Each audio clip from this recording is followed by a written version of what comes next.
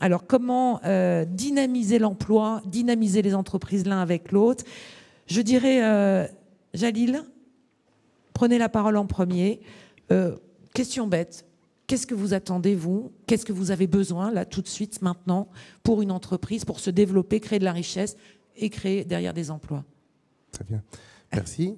Notre société est une jeune société.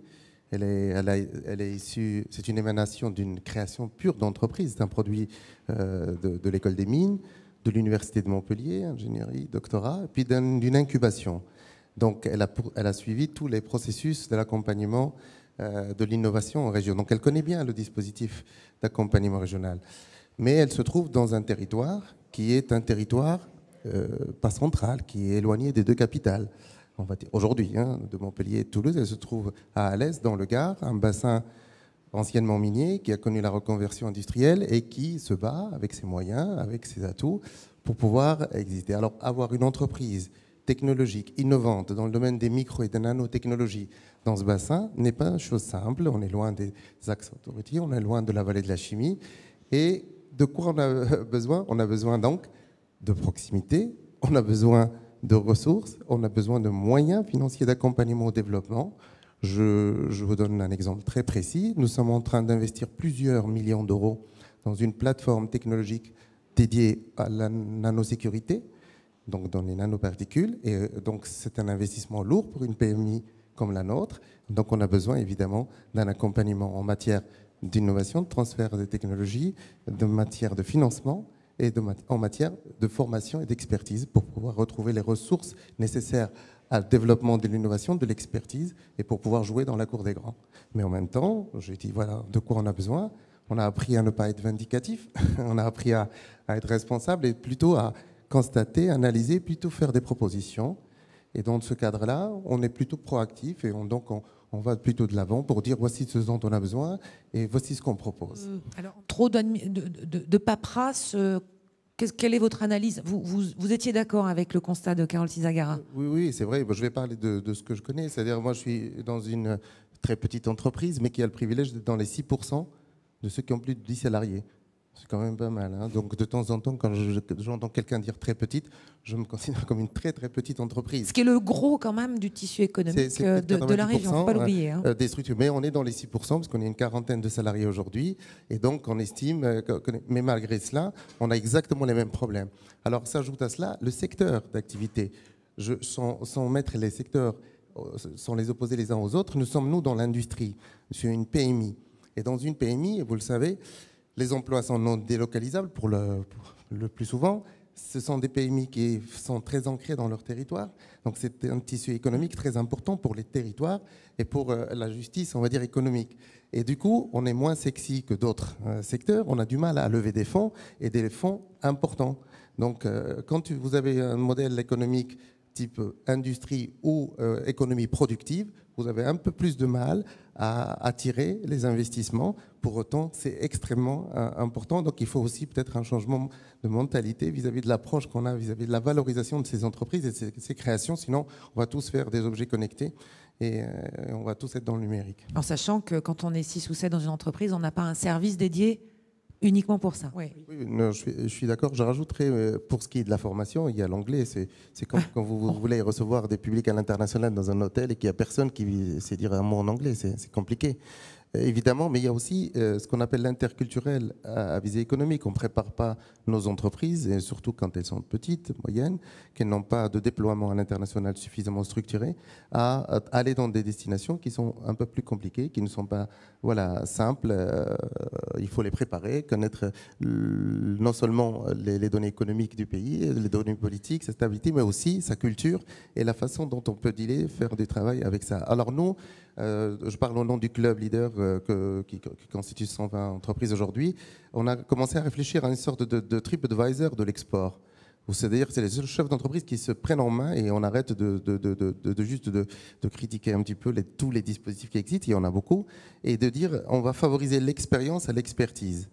au lieu de demander toujours à des consultants un certain nombre de choses, on va commencer à demander à des chefs d'entreprise qui ont vécu des situations, qui ont fait, qui ont réalisé, qui ont peut-être essuyé des plâtres, à transmettre ce savoir-faire et cette expérience à leurs collègues. Et donc, on va y aller ensemble sur les mêmes problématiques et on regroupe ça.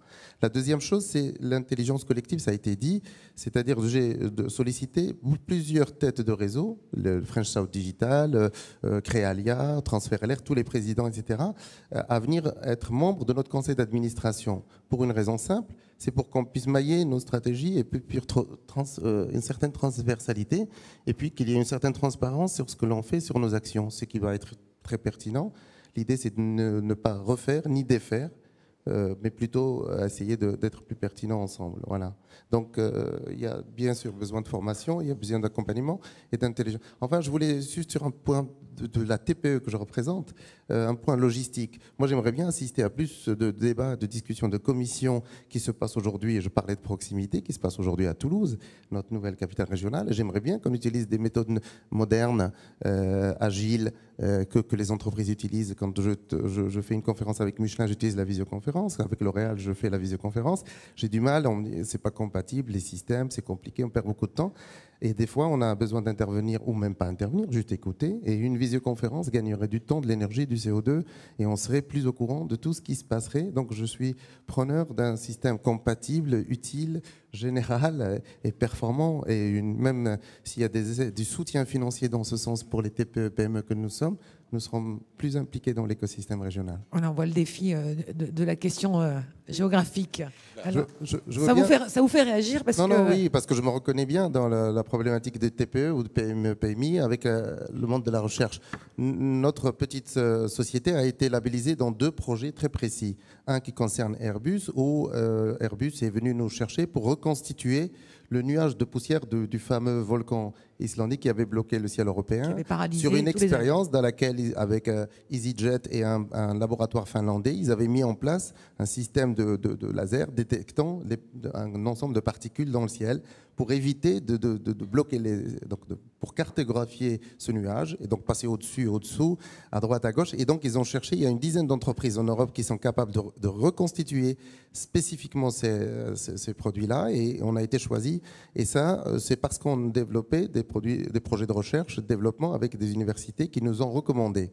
Ça, c'est une première chose. La deuxième chose, on a été labellisé avec Michelin dans un projet d'investissement d'avenir sur le recyclage de pneumatiques usagées pour faire des particules tellement fines qu'elles peuvent être réutilisées en tant que matière première pour faire des pneus, ce qu'on appelle premium. Ça veut dire sans renier sur la qualité, la sécurité et toutes les caractéristiques du pneu Michelin qui fait sa réputation. C'est un projet de 57 millions d'euros à laquelle vous avez 3 partenaires, le Michelin, CEA et SDTech, une petite structure paumée là-bas au fin fond du Gard.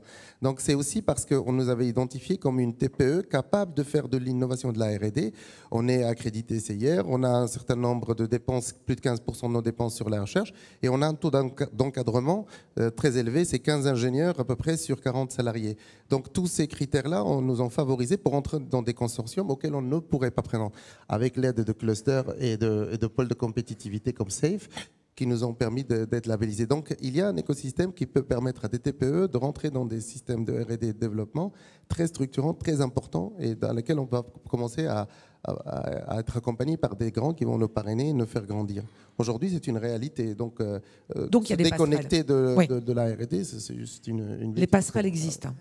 Votre souhait? Oui, en tant que petite entreprise, j'ai besoin de continuité, de proximité. On a des services performants, des gens qui nous connaissent bien, et il faut qu'on ait cette visibilité-là pour continuer à progresser. En tant qu'acteur d'un territoire qui est éloigné, on a peur, évidemment, avant on nous regardait avec des jumelles de Montpellier, aujourd'hui il faut un microscope électronique à balayage pour nous voir, on est assez loin. Donc évidemment nous avons eu la promesse lors des consultations SRDE d'une certaine proximité, d'une certaine, j'allais dire, démocratie économique, et nous trouvons que la fusion entre la ex-LR et ex-MIDP est une opportunité pour des bassins industriels comme le nôtre, parce qu'aujourd'hui plus personne ne peut dire que l'industrie l'industrie est un secteur, on va dire, marginal de la nouvelle région, mais il y a des spécificités, que ce soit dans le Gard rhodanien, que ce soit à Alès, à Nîmes, etc. On n'a pas exactement les mêmes problématiques. Et donc, je voudrais que ces spécificités soient prises en compte et cette proximité soit réelle et traduite. Et la région en est la garante. Et puis, enfin, un peu d'agilité. On a parlé d'entreprises agiles. Les entreprises s'organisent, se mutualisent, transversalisent leurs compétences. On fait ça tous. Et si on met un schéma qui ne soit pas figé, qui soit aussi agile et peut-être évolutif, parce qu'on risque, dans 3, 4, 5 ans, la donne politique et la donne économique nationale, internationale peut changer. Et il ne faudrait pas qu'on soit trop raide avec les prévisions qu'on a faites et qu'on puisse à nouveau permettre des espaces de discussion économique afin de remettre en cause et pourquoi pas rechallenger un certain nombre de décisions qui auraient été prises. Merci à tous les 7. On peut vous applaudir. Merci infiniment.